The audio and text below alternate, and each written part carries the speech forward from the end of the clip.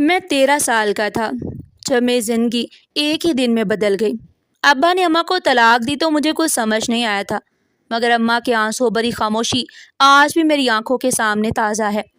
وہ بار بار مجھے سینے سے لگاتی، میرے بالوں کو سہلاتی اور کہتی، بیٹا اچھا انسان بننا، کسی سے نفرت مت کرنا۔ میں نے ان کا دامن مضبوطی سے پکڑ لیا تھا، مگر وہ میرے ہاتھوں سے چھوٹ گئی اور ہمیشہ کے لیے چلی گئی۔ ابا نے مجھے اپنے پاس رکھ لیا، مگر وہ پہلے جیسے نہیں رہے تھے۔ ان کے چہرے پر ہر وقت غصہ رہتا، وہ کم بولتے اور زیادہ تر خاموش رہتے۔ میں بھی ان سے ڈرتا تھا، اسے اپنے دل کی کوئی بات ان سے نہیں کہتا تھا۔ چند ہفتے گزرے تھے کہ ایک صبح ابا کو اچانک فالج کا شدید حملہ ہوا۔ محلے والوں نے انہیں ہاسپٹل پہنچایا۔ ڈاکٹر نے جان تو بچا لی، مگر ان کے جسم کا ایک حصہ بالکل بے جان ہو گیا۔ ابا بستر سے لگ گئے اور گھر کا سارا بوجھ میرے کمزور کاندھوں پر آ گیا۔ میں نے اسکول چھوڑ دیا کیونکہ گھر میں کھانے کے لیے بھی پیسے نہیں تھے۔ محلے کے آدمی نے مجھے ایک ورکشاپ پر کام دلوا دیا، جہاں صبح سے لے کر شام تک میں گاڑیاں دھوتا۔ میرے ہاتھ ہر وقت گریس سے بھرے رہتے۔ سردیوں میں برف جیسے ٹھنڈے پانی سے گاڑیاں دھوتے ہوئے انگلیاں سن ہو جاتی، مگر میں دانت پیس کر کام کرتا رہتا، کیونکہ اگر میں ایک دن بھی کام نہ کرتا تو رات کو ہمارے گھر میں چولہا نہ جلتا۔ ورکشاپ کے مالک سخت مزاج تھے، مگر دل کے برے نہیں تھے۔ وہ کبھی کبھی میرے لیے کھانا بھی منگوا دیتے اور کہتے، بیٹا ہمت مت ہارنا، ایک دن ضرور اچھا وقت آئے گا۔ میں صرف مسکرا دیتا، کیونکہ مجھے اچھے وقت پر یقین ہی نہیں رہا تھا۔ میری ساری دنیا ایک چھوٹے سے ٹوٹے ہوئے کمرے تک محدود تھی، جہاں بیمار باپ میرا انتظار کرتا تھا۔ میں ہر شام دوائی لے کر آتا، انہیں کھانا کھلاتا، پانی پلاتا، پھر رات کے آخر میں ان کے پاس بیٹھا رہتا۔ وہ بول نہیں سکتے تھے، مگر ان کی آنکھیں جیسے مجھ سے بہت کچھ کہنا چاہتی تھی۔ کئی مرتبہ تو میں نے ان سے اماں کے بارے میں پوچھا، مگر ان کی آنکھوں سے صرف آنسو بہنے لگتے اور وہ چہرہ دوسری طرف پھیر لیتے۔ میں سمجھ جاتا کہ شاید انہیں اپنے کیے پر افسوس ہے، مگر اب بہت دیر ہو چکی تھی۔ ایک رات ورکشاپ پر بہت زیادہ کام تھا۔ شہر سے باہر جانے والی گاڑیوں کی دھلائی ہو رہی تھی، اسے مجھے معمول سے زیادہ دیر رکنا پڑا۔ جب میں تھکا ہارا گھر لوٹا تو دروازہ آدھا کھلا ہوا تھا۔ میرا دل زور زور سے دھڑکنے لگا۔ میں اندر داخل ہوا تو گھر میں عجیب سی خاموشی تھی۔ میں نے آواز دی، ابا، مگر کوئی جواب نہیں آیا۔ میں دوڑ کر اندر والے کمرے میں گیا تو دیکھا ابا بستر پر بالکل ساکت پڑے تھے۔ ان کی آنکھیں بند تھی اور ہاتھ سینے پر رکھے ہوئے تھے۔ میں نے انہیں ہلایا، ان کا ہاتھ پکڑا، مگر وہ ہاتھ پتھر کی مانند ٹھنڈا تھا۔ پھر میں زور زور سے رونے لگا۔ محلے والے میری آواز سن کر اکٹھے ہو گئے۔ کسی نے ڈاکٹر کو بلایا، مگر ڈاکٹر نے آتے ہی افسوس سے سر ہلا دیا اور کہا، تمہارے ابا اس دنیا میں نہیں رہے۔ میرے قدموں تلے سے زمین نکل گئی۔ میں بالکل اکیلا رہ گیا تھا، نہ اماں میرے ساتھ تھی نہ باپ۔ میں ابا کے سینے پر سر رکھ کر روتا رہا۔ پھر نہ جانے کیوں میری نظر ان کی پرانی واسکٹ پر پڑی، جو ہمیشہ بستر کے قریب لٹکتی رہتی تھی۔ میں نے واسکٹ اٹھائی اور اسے سینے سے لگا لیا۔ اس میں ابھی بھی ابا کی خوشبو بسی تھی۔ میں بے اختیار رونے لگا۔ اچانک میری انگلی واسکٹ کے اندرونی کونے سے ٹکرائی۔ وہاں کچھ سخت سا محسوس ہوا۔ پہلے تو میں نے سوچا شاید کپڑا موٹا ہوگا، مگر جب غور سے دیکھا تو وہاں نہایت صفائی سے ٹانکا لگا ہوا تھا، جیسے کسی نے جان بوجھ کر اندر کو چھپا کر رکھا ہو۔ میرے دل میں تجسس پیدا ہوا۔ میں نے باریک دھاگا تلاش کیا، پھر احتیاط سے وہ ٹانکا کھولنا شروع کر دیا۔ چند لمحوں بعد اندر سے ایک پرانی تصویر اور طے کیا ہوا کاغذ نکلا۔ کاغذ پر صرف ایک ایڈریس لکھا تھا، جبکہ تصویر میں ایک خوبصورت خاتون تھی۔ ان کے ساتھ تقریباً میری عمر کے ایک چھوٹا سا بچہ بھی تھا۔ تصویر کے پیچھے صرف 2 لفظ لکھے ہوئے تھے، میری امانت۔ میری سمجھ میں کچھ نہیں آیا، یہ عورت کون تھی اور یہ بچہ کون تھا، اور ابا نے یہ سب مجھ سے کیوں چھپا رکھا تھا۔ پوری رات میری آنکھوں میں کٹی۔ صبح ہوتے ہی میں وہ تصویر و خط اپنی جیب میں ڈال کر ورکشاپ پہنچ گیا۔ کام کرتے ہوئے بھی میرا دھیان بار بار اسی تصویر کی طرف جاتا رہا۔ آخر ہمت کر کے میں نے وہ تصویر ورکشاپ کے مالک کو دکھا دی۔ جیسے اس کی نظر تصویر پر پڑی، اس کے چہرے کا رنگ اڑ گیا، اس کی آنکھیں حیرت سے بھر گئی۔ اس نے فوراً ورکشاپ کا دروازہ بند کیا اور مجھے ایک طرف لے جا کر دھیمی آواز میں پوچھا، بیٹے یہ تصویر تمہیں کہاں سے ملی؟ وہ کچھ لمحے خاموش رہا، پھر اس نے فوراً اپنا موبائل نکالا۔ پھر تھوڑی دیر کے بعد قیمتی گاڑیاں آ کر رکنے لگیں۔ چند لمحوں میں پورا علاقہ حیرت سے انہیں دیکھنے لگا۔ ورکشاپ کے باہر کھڑی قیمتی گاڑیوں کو دیکھ کر میرے ہاتھ ٹھنڈے پڑ گئے۔ میں نے بھی زندگی میں ایسی بڑی گاڑیاں کبھی نہیں دیکھی تھی۔ ہر گاڑی کے ساتھ ایک آفیسر کھڑا تھا۔ ان کے چہرے پر سختی اور نرمی دونوں نظر آ رہی تھی۔ ورکشاپ کا مالک پورا سیدھا کھڑا ہو گیا، جیسے ان کو جانتا ہو۔ چند لمحوں بعد درمیان والی گاڑی کا دروازہ کھلا۔ سفید بالوں والا ایک شخص باہر نکلا۔ اس نے مہنگا سوٹ پہن رکھا تھا مگر اس کی نظریں مجھ پر جمی تھی۔ وہ دھیرے دھیرے میری طرف بڑھا اور میں سامنے آ کر رک گیا۔ کچھ لمحوں تک وہ خاموشی سے میرے چہرے کو دیکھتا رہا، پھر اس کی آنکھوں میں نمی اتر آئی۔ اس نے کانپتے ہاتھوں سے میری پیشانی کو چھوا اور دھیرے سے بولا، بالکل ویسا ہی چہرہ جیسے برسوں پہلے تھا۔ میری سمجھ میں کچھ نہیں آیا۔ میں ایک قدم پیچھے ہٹ گیا اور گھبرا کر پوچھا، آپ لوگ کون ہیں اور مجھے ایسے کیوں دیکھ رہے ہیں؟ اس شخص نے فوراً کوئی جواب نہیں دیا بلکہ ورک شاپ کے مالک کی طرف دیکھا۔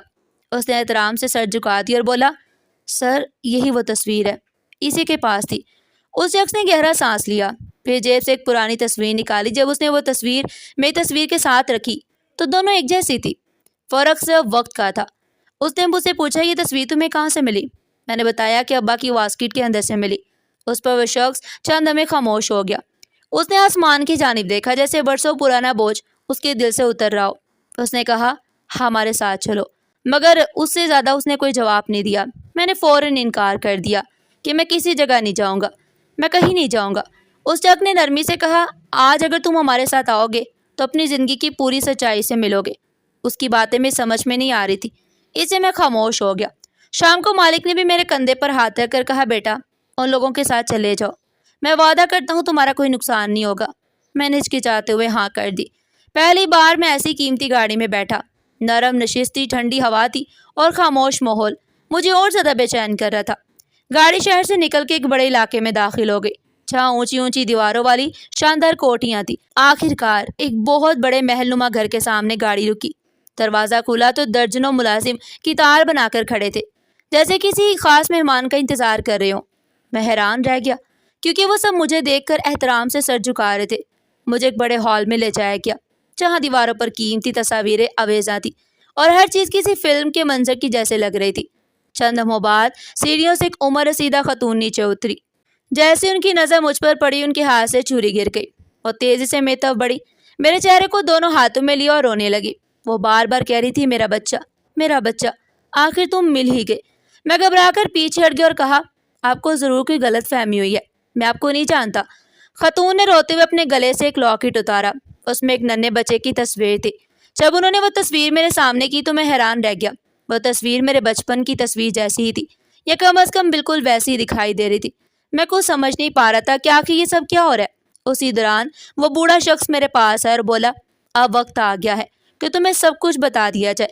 اس نے آہستہ آہستہ کہنا شروع کیا، برسوں پہلے اس خاندان پر بہت بڑا بحران آیا تھا۔ ہمارے دشمن ہماری جائیداد اور کاروبار پر قبضہ کرنا چاہتے تھے۔ اس وقت خاندان کے سب سے چھوٹے وارث کو مارنے کی دھمکیاں مل رہی تھی، اس لیے ایک قابل اعتماد شخص کو وہ بچہ دے دیا گیا تاکہ وہ کچھ عرصہ اسے اپنے پاس محفوظ رکھے۔ حالات بہتر ہونے کے بعد اسے واپس لے آنا تھا، مگر پھر وہ شخص اچانک کہیں غائب ہو گیا۔ ہم نے برسوں اس کو ڈھونڈا مگر وہ نہیں ملا اور نہ ہی بچہ۔ میں حیرت سے ان کی باتیں سنتا رہا۔ پھر میں نے کانپتی آواز میں پوچھا، آپ کہنا کیا چاہتے ہیں؟ اس شخص نے میری آنکھوں میں دیکھتے ہوئے کہا، وہ بچہ تم تھے۔ میرے قدم لڑکھڑا گئے۔ میں نے فوراً انکار کیا، نہیں، یہ جھوٹ ہے۔ میرے ابا ایک غریب آدمی تھے، میں انہی کا بیٹا ہوں۔ آپ لوگ شاید کسی اور کو ڈھونڈ رہے ہوں گے۔ مگر اس شخص نے جیب سے ایک اور تصویر نکالی، اس میں میرے ابا ایک نوجوان آدمی کے ساتھ کھڑے تھے اور وہ نوجوان یہی بوڑھا شخص تھا۔ میری سانس روک گئی کیونکہ تصویر میں میرے ابا مسکرا رہے تھے جبکہ میں نے انہیں کبھی مسکراتے نہیں دیکھا تھا۔ بوڑھے شخص نے آہستہ سے کہا، تمہارے والد نے اپنی جان خطرے میں ڈال کر تمہیں بچایا تھا، مگر پھر کسی مجبوری کی وجہ سے تمہیں واپس نہ لا سکے۔ ہم نے انہیں کبھی غدار نہیں سمجھا کیونکہ ہمیں یقین تھا کہ اس کے پیچھے کوئی بہت بڑی مجبوری ہوگی اور وہ اس دنیا میں نہیں رہے، اس لیے اصل حقیقت صرف ان کی چھوڑی ہوئی امانت نے ہمیں بتائی ہے۔ میرے ذہن میں طوفان برپا تھا۔ اگر یہ سب سچ تھا تو میری ماں کون تھی؟ وہ عورت کون تھی جس نے مجھے پالا اور جسے ابا نے طلاق دے دی؟ اور یہ خاتون کون تھی؟ آخر میں نے بے اختیار پوچھا، اگر میں واقعی آپ کا کھویا ہوا بچہ ہوں تو پھر میری ماں کہاں ہے؟ میرا سوال سنتے ہی پورا حال خاموش ہو گیا۔ سامنے کھڑی عمر رسیدہ خاتون دوبارہ رونے لگی جبکہ بوڑھے شخص نے نظر جھکا لی جیسے اگلا سچ پہلے سے بھی زیادہ دردناک ہو۔